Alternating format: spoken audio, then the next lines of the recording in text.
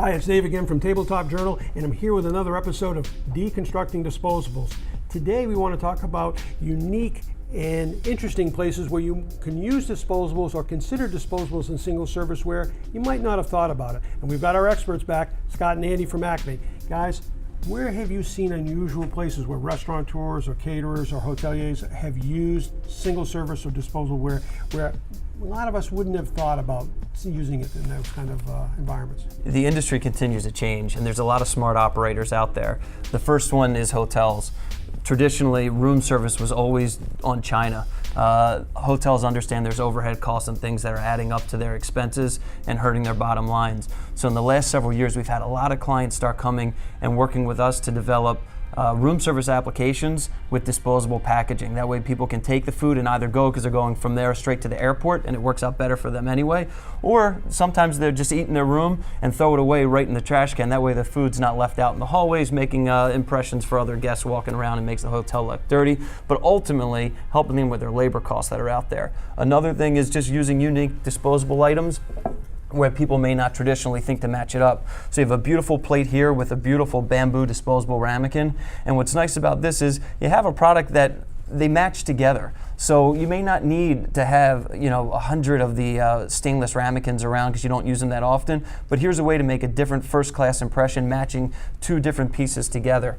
Lastly, on catering, that's been a tremendous area of people trying to find ways to use disposables in clever ways.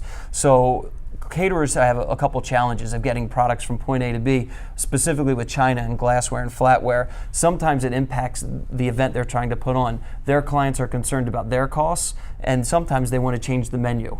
Instead of changing the menu, look at the packaging. Instead of doing china, instead of doing glassware, you can still do an upscale presentation. You can do a bamboo plate like this, matched up with a disposable piece of plastic cutlery, still with a hammered handle, very elegant, and still make that first class impression for your client and let them get the food and the menu they really want to have, because that's really the showcase of what they're trying to do at a catered event. Yeah, and I like the idea of disposables in single serviceware outside, particularly around pool areas or maybe on rooftop settings, which are really growing. Warmer months are coming, people will be outside a lot more. It's tremendously popular.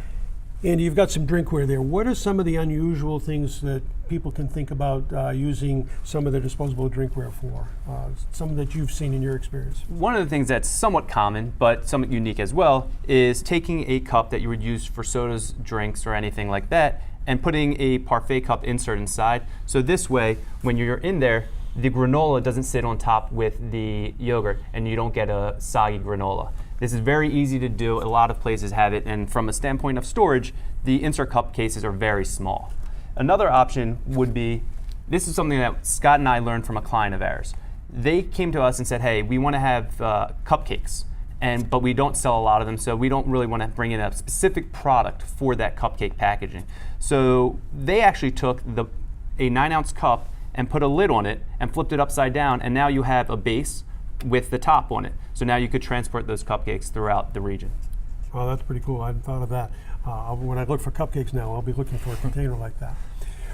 Are there chances for me as an operator to overdo it in disposables and use them maybe in ways that I really shouldn't? And if I do that, what are the risks of doing that, trying to go too deep into disposables without a well thought out plan?